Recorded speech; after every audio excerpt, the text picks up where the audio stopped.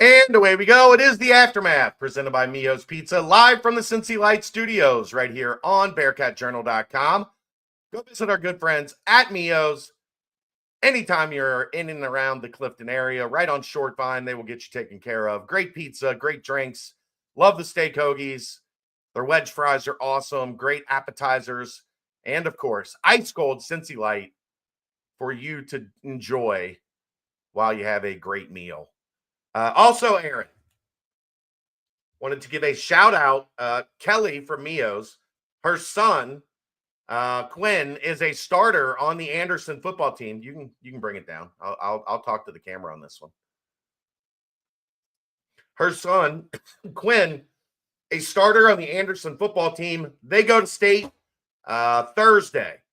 So good luck to the Anderson football team. I know Kelly and the crew at Mio's is excited. They will be out in full force cheering on Quinn and Anderson. They're the Raptors now, right? I think that's right. They changed their nickname. I think they're the Raptors now. But good luck to Anderson. We played them when I was in high school, but I have no idea what they were even then. Well, they were the Redskins or Red Hawk, like that was something that had to be changed.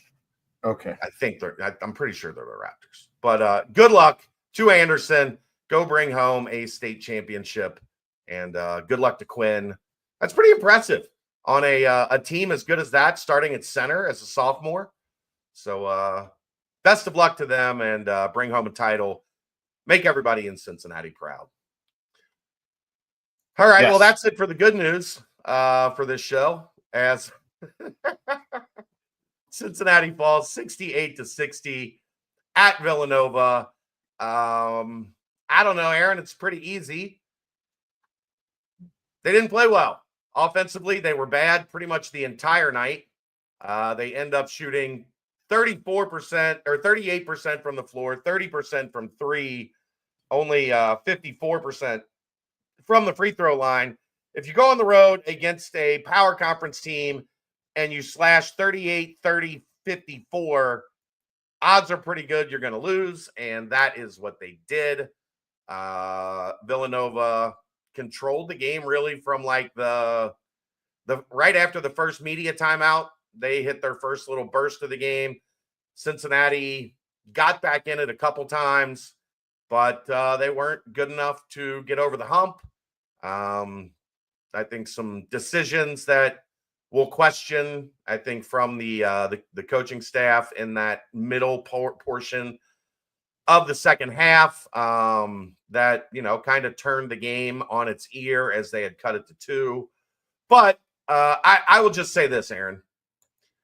When your three best players combined to go 16 for 38 from the floor and they only attempt 4 free throws, you're probably going to lose. Jizzo ends up with 19, CMOS 13, Dylan Mitchell 9. But when you compare that to Eric Dixon, 31 for Villanova, Wooga Poplar with 12, and Brickus, their point guard, with 13. He goes 3 of 5 from 3.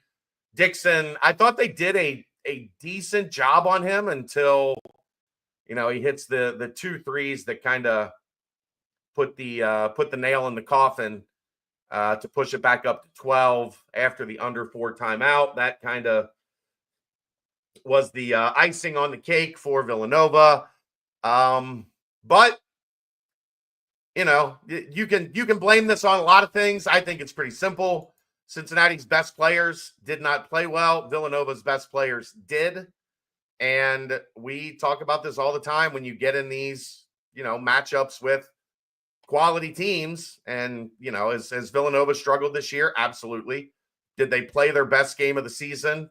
Probably. Is that Cincinnati's responsibility? Absolutely. But ultimately, you walk out with your first loss of the season. You're 7-1. And you've got some questions to answer as you go into a stretch that includes Xavier and Dayton. Shout out Connor for the donation. Unpopular opinion, this loss was needed. Just my thought. Every team needs a tough loss as long as they can build from it. Thanks, Connor. I don't think a loss is ever needed. I think another 3-hour video session is needed because, truthfully, you were alluding to your best players didn't play well. I don't think anybody played well, truthfully. That's fair. But your best players have to play well in these games, is my point. Yeah, you're on the road against we'll call them desperate team. A good Villanova team. Yeah. I mean, Dixon's probably a first-team All-American. He's number 2 in the country in scoring. He's playing out of his mind right now. Absolutely. Yeah.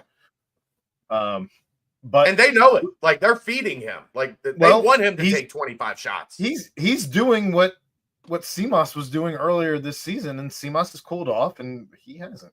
But no one played well. I know you talked about the top 3 scorers. I bring up the bottom of the bench that played 42 minutes. Those guys combined had 6 points on 2 of 6 shooting. Had how many rebounds? 5 rebounds points between the 3 14 of them. points off the bench, 8 for Thomas and 6 for Reed. Well, I'm just bringing up the 3 bottom, which include Josh Reed, Tyler Betsy, and Arrington Page. Those guys had 42 minutes total between the 3 of them. 6 points, 2 of 6 from the floor, 1 of 4 from 3, 5 rebounds, 6 fouls, and no assists, no turnovers, but no blocks, 1 steal. They had nothing. They pretty much had nothing. They're just out there on the floor. If you're going to be on the floor, you have to do something. And I think that was the biggest problem that we saw when you had the hockey line substitute when you're down 2 and you take out all 5 starters and you bring in all 5 backups, trying to steal minutes and trying to get guys breathers, which you needed. I get it. But you cannot run out a lineup against pretty much anybody worth a damn of Day-Day, Connor Hickman, Arrington Page, who else was out there? Josh Reed, and to be fair, they Tyler didn't do it when it was 2 points. They did it when it was 6. They subbed out. Wait, where is it? No, it was. They were down 4. I'm sorry. They were down 4. They sub out Jizzle. Well, I don't know. This doesn't make. So it's actually a little bit different than I thought. And it wasn't a full line substitution. At 16, they sub out Aziz and Hickman and Mitchell. And then they get it down to 2. Well, I guess it couldn't have been a full line substitute because you only played 9 guys the entire game anyway. You never played 10. Hickman was the guy you had playing in that from your starters. So essentially at 16 they sub out 3 starters, and then at 14 you sub out Jizzle, and that left you with 4 subs on the bench. And then you brought CMOS back in with 13:29 to go, but you had CMOS in with the bench, essentially. And you did that until just under 10 when essentially you bring the starters back in. So that's a 6-minute stretch where you're mixing and matching lineups to try to get guys, a little bit of a blow for the stretch. Here's ultimately the problem, though, Aaron. They counted on their depth wearing down Villanova, and it didn't work. So that's where you get yourself kind of stuck, is that you think, okay, we have superior depth, we're going to wear them down, but you didn't do it. And, you get, there's a couple, 2 things that were kind of critical to me. One, obviously, the end of the first half. You're in a position with a minute left, down 4. So you play a bad first half, right? Horrible. Objectively, they're shooting 55% from 3. You're under 40%, I think, in the first half. You're objectively playing a bad half. you get it to 4, and you have a chance. Even if you go in at 6, you feel like, okay, we're in a pretty good spot here. Like we're feeling ourselves. We've got momentum going into the half. They score 5 straight in the last minute, and you go in down 9, and that momentum is gone. Now they answer.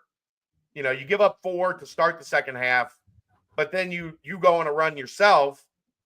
13-2 run, you feel like you've played yourself back into, all right, this thing's going to be back and forth, and then you give up another run to them, and they push it back out, and that's the downside to having that stretch they did the second and third segments of the first half where they get down early. Then you're always playing catch up from behind. You're always like, you get it to 2, and then you're going to go cold a little bit. That's inevitable. You're going to have hot and cold. Then when you go cold, all of a sudden they're back up 7 or 8 or whatever. And they just never really gave themselves a great chance to take control of the game. They also looked very uncomfortable playing from behind. They looked very uncomfortable with shot selection tonight, I thought. Their offense looked weird tonight. What they were doing just didn't look what we've been accustomed to seeing. Watching the actions, I will credit Villanova. They had Cincinnati scouted really well. And they weren't allowing, like, if you go back and watch some of the stuff that Lepore and I broke down, like some of those back screens, some of that action to get Simas open, and then the counters off of it, they had done a pretty good job scouting all that stuff, and it stalled out. So, like, when those looks weren't there, I don't want to say they panicked, but the offense just kind of stalled, and then you get into something that they're not comfortable with, Aaron, which is this is not an isolation team. This is not a team with a bunch of guys you just throw the ball to. Really, Jizzle is about the only one that you can just throw it to and say, go get us a bucket. Day can a little bit, but like that's Jizzle's really the only guy that you go to for that. Yeah. So some of that credit is to Villanova, but Cincinnati only had 10 assists on the game. This is a team that was 50, 60% of their baskets were assists. Yeah, I don't think Dylan Mitchell's afraid to do what you're talking about, but he's not been really. That's not his game. He's not been put in a position to do much of that. I know at Texas they played a lot of iso ball at Texas, but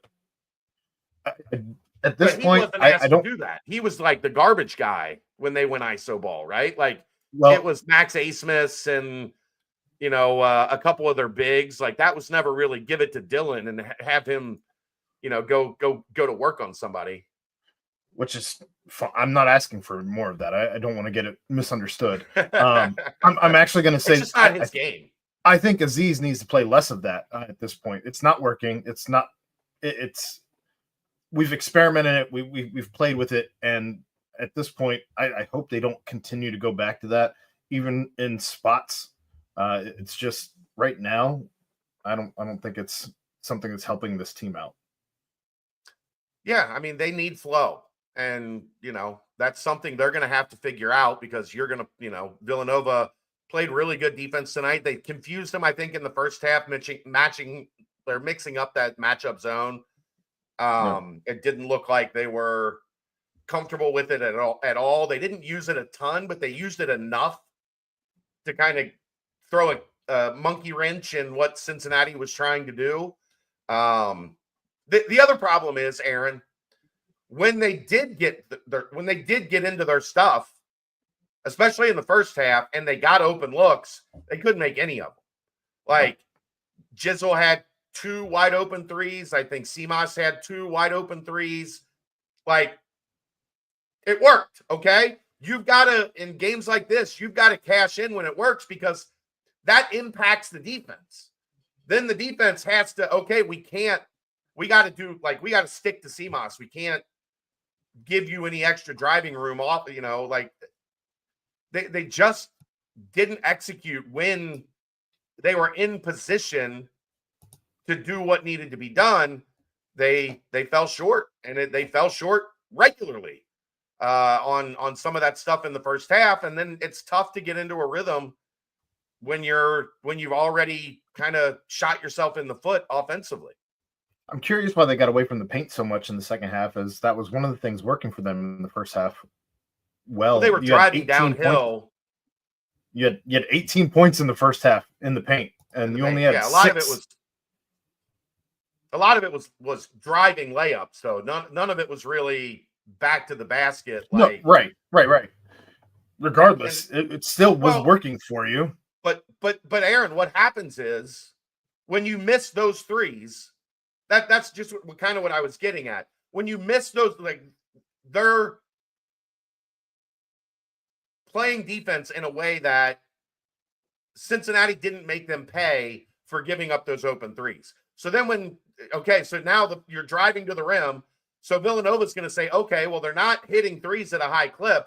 We're going to pack it in a little bit more, take away the driving lanes, and make them shoot us out of it. And they did not. And that's kind of that's what happens when your offense works. You have to make those shots. Guys, your best players get open looks in the flow of your offense and miss. It has a domino effect on everything else. Yeah, 6 of 17 for 3 in the second half. Yeah. And that's the lane is packed. They weren't able to really, and when they did drive, they got their shot blocked quite a bit. Or had their shot altered quite a bit. So yeah, I mean, that's the necessity, especially early in games, of hitting those shots that are there for the taking in a game like this. And look, it's going to be exacerbated if they don't do it in the Big 12, because Villanova's probably a middle of the pack at best team in the Big 12. So you're going to play better defenses in the Big 12. You're going to play teams that are more efficient offensively than Villanova was throughout 40 minutes. They were incredibly efficient early. I think the only thing that Cincinnati did well in this game was they were better in the second half defensively than they were in the first half. But offensively, they were bad in both halves. Yeah, the only thing I would say that they did well was you didn't let Villanova ever really pull away. That's about it. Yeah, I mean, I guess. You had a lot of fight when you would get down 10 and then you would cut the lead, but stop getting down 10. How about that? Let's try that. We had that conversation entirely too many times last season. Don't really want to have that all the time this season in the losses. You're supposed to have more offensive firepower. We know Aziz is not going to be an offensive weapon. They were trying to take advantage of a size mismatch that he had down on the block, but he's just not a guy you can throw it to, and he's going to, do what Dixon did and get you an up and under and finish at the rim through contact. He's not going to do that. Dixon is really good, so I want to preface this with that. But that dude is a bull in a china shop, and they don't call anything on him. They don't call anything on him. The one that cracked me up was he goes and, towards the end of the game, he goes and sets a ball screen all the way out on the right, over by Villanova's bench, and he just chucks Day Thomas and then rolls open to the rim. Yeah, he rolled open to the middle because he threw the guy 14 feet. Is that the one the announcer said that he's really laying the wood? Yeah, he's laying the wood. Weird. But look, did I think the officiating was good? No. I think Villanova got a very favorable home whistle. But guess what? It's a non-conference game in your gym. You should expect to get a home whistle. The only one that really cracked me up was the guy loses his dribble and does a backspin like he was fucking breakdancing in the 1980s, and they don't blow the whistle. I didn't like what there was an out of bounds and a UC player just got thrown. It looked like what was his name? Jeffrey in Fresh Prince of Bel-Air. Ah! Well, was that the rebound going out of bounds where Dylan Mitchell got shoved? I think they said the ball was out. There was a second whistle. It was as if they whistled him getting fouled on the way. Yeah, and I think the other guy said that the ball was out of bounds, which I don't think it was, but he said the ball was out before Dylan got assaulted. So then it wasn't a foul, which you can probably you can still call it. But look, neither here nor my point is getting lost in the weeds. I understand. You have to expect to get a tough whistle on the road in a game like that. So, you've got to overcome it. And they did not play well enough in any way, shape, or form for the officiating really to matter. The breakdancing one had me cracking up because he lost his dribble, he fell, and then he started spinning on his hip, and they didn't call it travel. Jazzy Jeff, not Jeff. Joffrey is. Jeffrey is the one. He's the one that threw out Jazz. Yeah. I mean, this team just isn't built with a back to the basket big man. That's the one. If you could ask, really dig into offensively, what do they not have? It's the one thing that they don't have is a guy that you just stand on the block, throw him the ball, and he's going to get you a bucket. On the other side of the ball, I don't know if they have a guy who can defend that either. Actually, I thought they defended it as well as you can with Dixon. They turned him over twice on those plays. He had stretches where he went cold. They don't have the muscle, I think, and this is probably what you're getting at. They don't have the muscle to keep him from getting the ball where he wanted it. I thought they did a good job walling up and defending him for the most part. But if he catches it that low, it doesn't matter how well you defend him. He's like this, it's the old Danny Fortson. The guy couldn't jump over a piece of paper. But if he caught it on the block, it was 2 points, and there was nothing you could do about it. I would agree with you there. They don't have kind of the muscle to keep a guy like that from getting to the rim. In a group chat tonight, somebody said that they miss Reynolds for that reason, and I said, I will never say that I miss Reynolds. No. John, I don't think lineup failures is the right way to describe it. I do think he had a group out there for a 3-4 minute stretch that I didn't like. Other than that, the first half, we talked about this off the air, Aaron, they went all the way down to 13 before they stopped for the first media timeout. Guys were gassed. You had to get a breather for some guys. And I didn't think it lasted entirely too long, but it was when they went cold. And that's Villanova just doesn't really sub. They play 6 guys. They played 7 they played their 7th a little bit more tonight because of foul trouble. So, that's where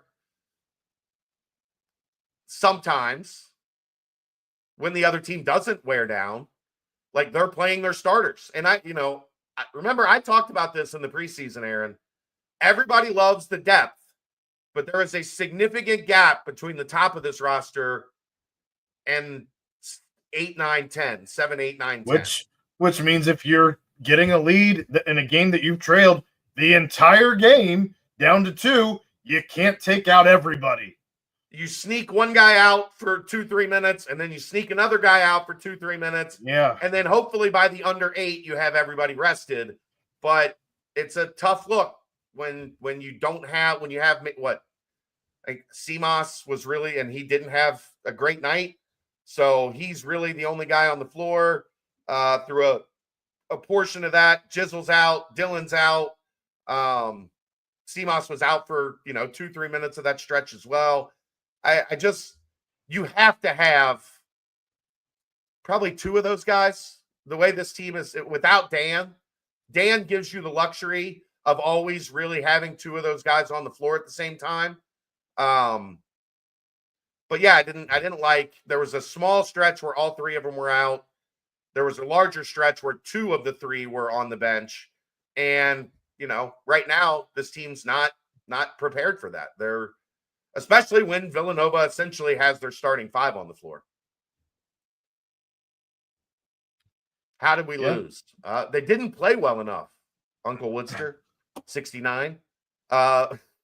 He's only asking that to get the jizzle me that Batman I line know, in. but you know, they you got to play better against good teams. Not having Connor make shots hurts. Yeah, it does. Like he's got to play better. He is essentially the fill-in for Dan, and he is not off to a good start so far. And I think he would tell you that. Like that's not being an ass about it. He's not playing well offensively. He's not making shots. He had the layup at the rim, and that was it for him. If anyone expected him to be the fill-in for Dan and put up Dan-type numbers, you're absolutely insane. Aaron, I don't think anybody expected that, but he is starting in place of Dan. He can't give you 2 points. It's got to be better than 2 points. 1 rebound, 1 assist. Yeah. Look, I don't think anybody's saying they expect him to go in there and have 15 points and 7 rebounds and 3 assists. It can't be 2. Like, they drew up a perfect set for him, catches it wide open, and he missed the rim. He did. That can't happen. Nope. That can't happen. I Natty Ron, I'm just going to anticipate we don't see CJ until we do. Poor kid. I don't know what to tell you there. 6 of 11 from the line tonight. Looked like a true Bearcat team. Look, I don't, this is probably more telling than anything. I'm not sweating the free throw stuff right now because they just don't shoot enough for me to really get all that worked up about it. They took 11. I don't particularly care. And they didn't shoot any in the first half. If a Bearcat team shot free throws well, first off, hell would have frozen over and we'd be worried about the apocalypse. Second, we've seen plenty of Cincinnati teams have success while always shooting very poor free throw percentages. So I'm fine with it. You know, look, if Jizzle and Day, who are like 80% free throw shooters, make those 2 in the final 2 minutes or whatever, they end up 8 of 11 from the line, and they still lose by 6.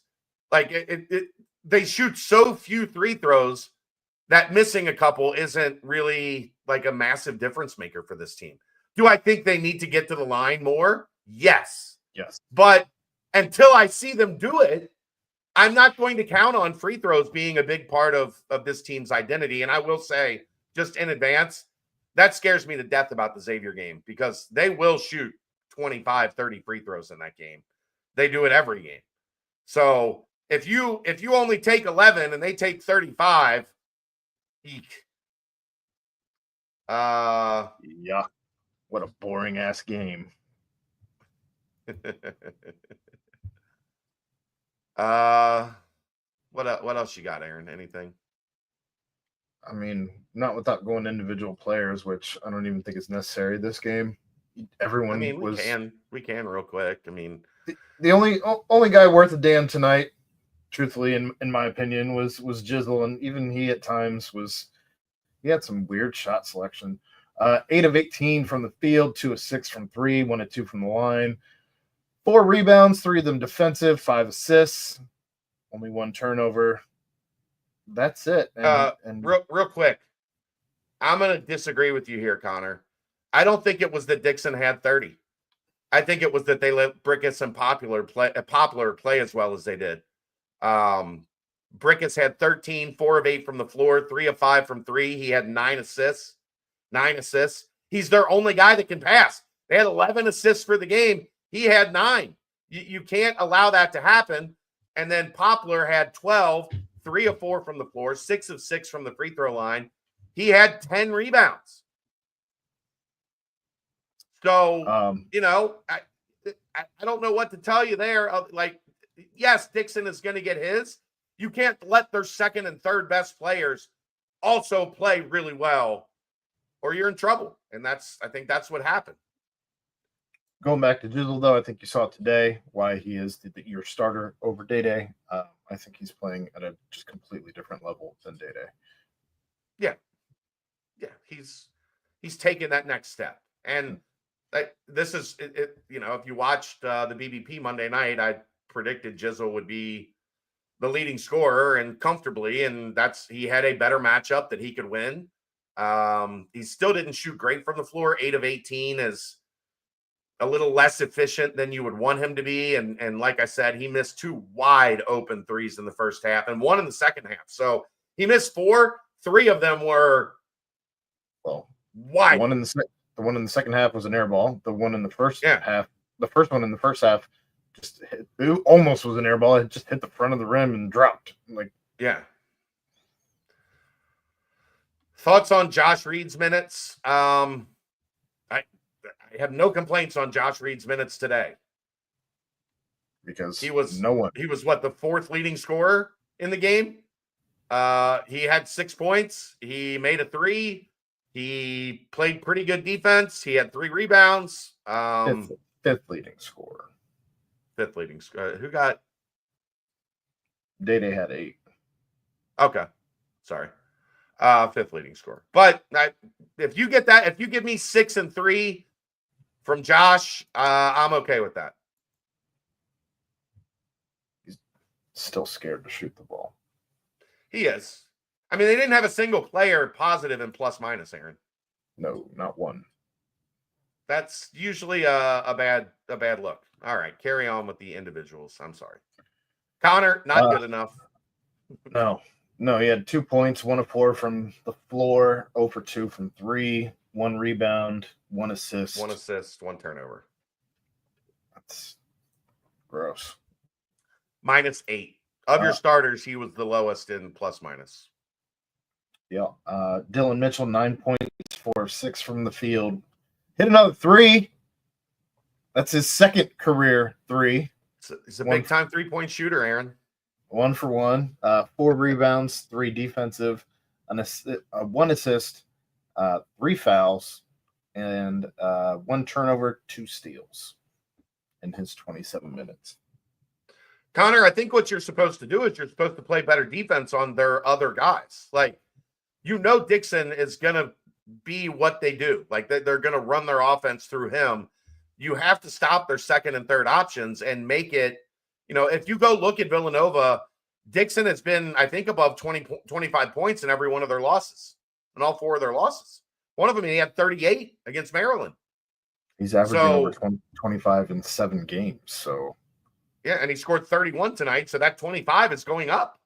Like, Poplar and Brickus, if you hold them in single digits, you got a very good chance to win this game. Or at least if you make them inefficient, they were everything but inefficient. 1 rebounded the hell out of the ball. 1 assisted the hell out of the ball. They made 8 free throws. They combined for 25 points.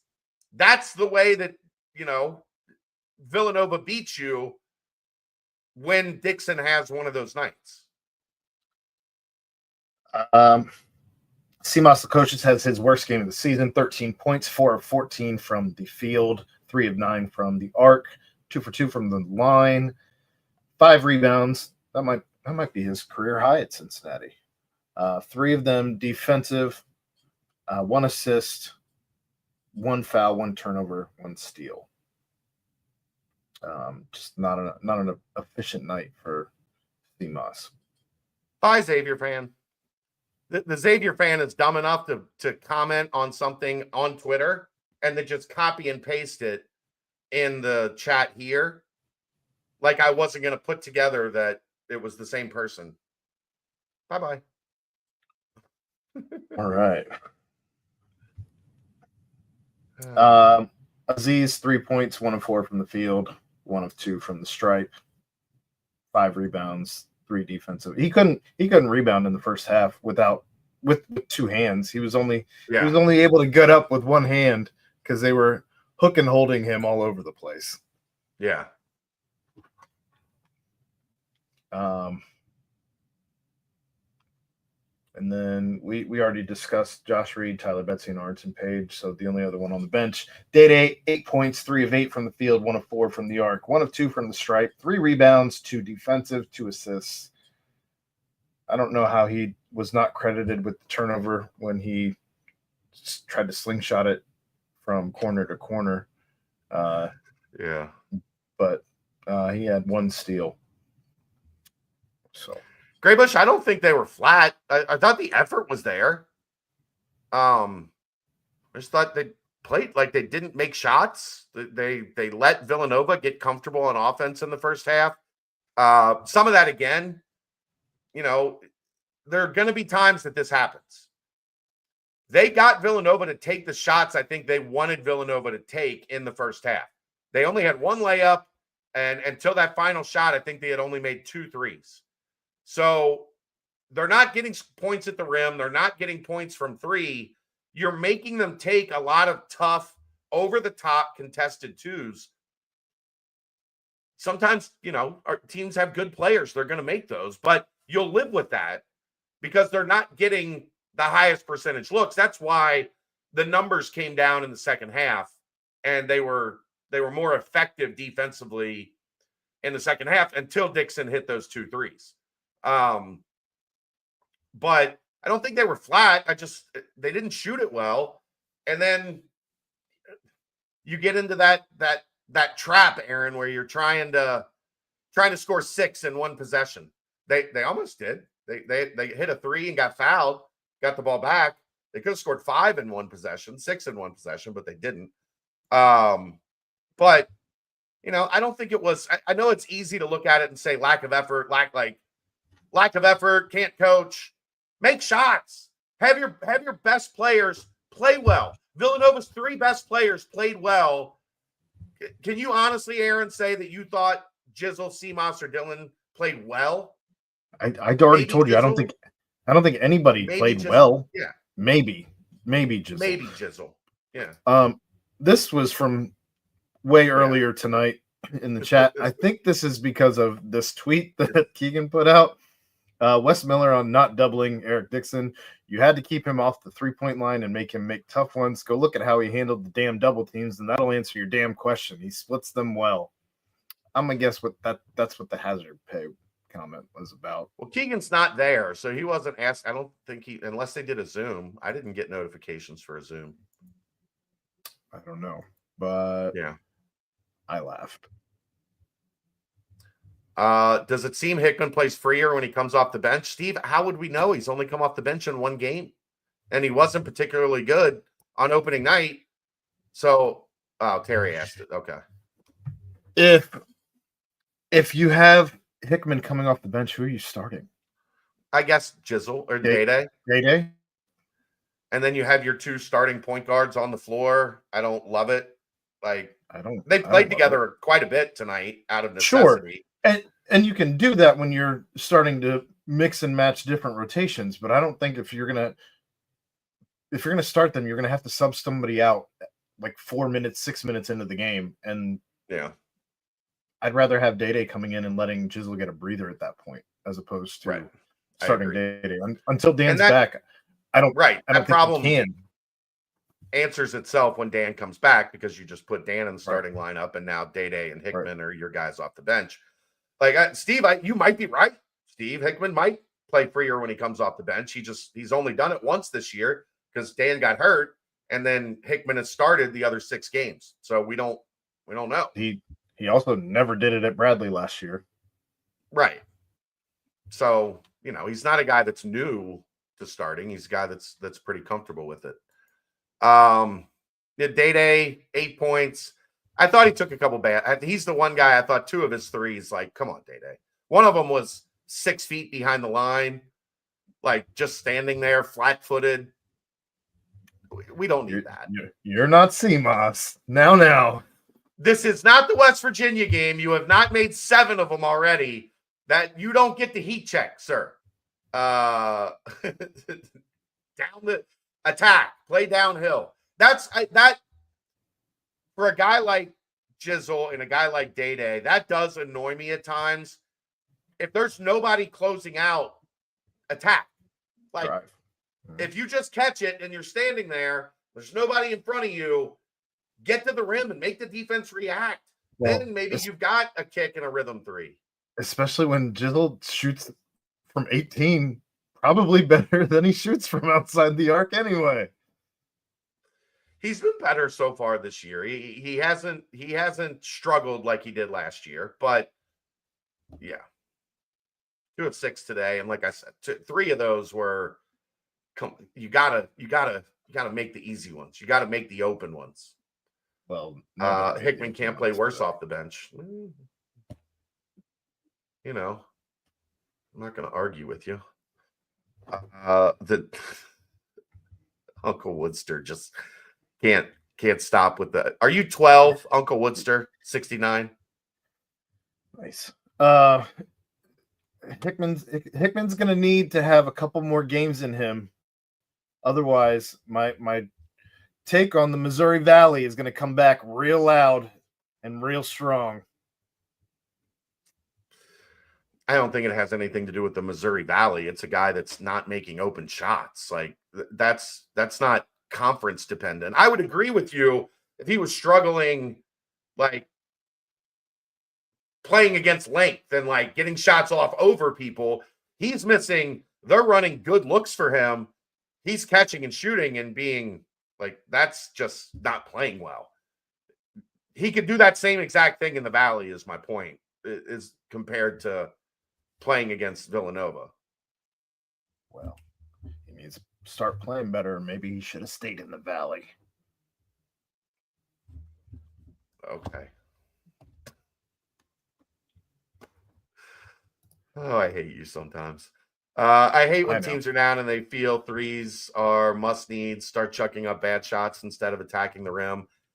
Connor, I agree. I dislike that. I don't think, like I said, I can think of 2 of the ones from Day I didn't like. For the most part, I liked the rest of them. Like I thought in general they were taking good threes and missing them, and guys that have shot it well. So I agree. I also, there is a point where when you're not making threes, we talked about this earlier, when you're not making threes, they're just going to clog the lane until you start making them, which is why guys are going to be a little bit more open. They start going under screens. They start making sure that their defense is loaded in the box until you shoot them out of that. And Cincinnati didn't shoot them out of it. So, those are going to be the looks that they're giving you when you're shooting poorly. Would I like to have seen more driving to the rim? Yeah, we saw a bunch of it in the first half. Villanova cut it off in the second half. They did a great job challenging. What'd they finish, Aaron? Would you say 6 of 12 on layups? Yes. And 2 of 3 on dunks. I guess they're including Day-Day's miss on the dunks. No, they wouldn't include I wouldn't think so because that was on a foul, but I can't think of another dunk they missed. Can't either. Although if CMOS had gone up for the dunk instead of a layup, he probably had 2 points there instead of having it swatted off the back of the backboard. Yeah. Go up 2 hands, big fella. Anybody else? Tyler was bad. 0 of 1 from the floor. Now, that was another one that wasn't a good shot. Like he had really no business trying to fire that up out of rhythm. No, all 3 of the guys at the bottom, Josh Reed, Tyler Betsy, Orange Page, we kind of covered when I added all 3 of their box scores up together. Tyler Betsy he played 10 minutes. He was minus 11. He was a freshman today. Yeah, very much so.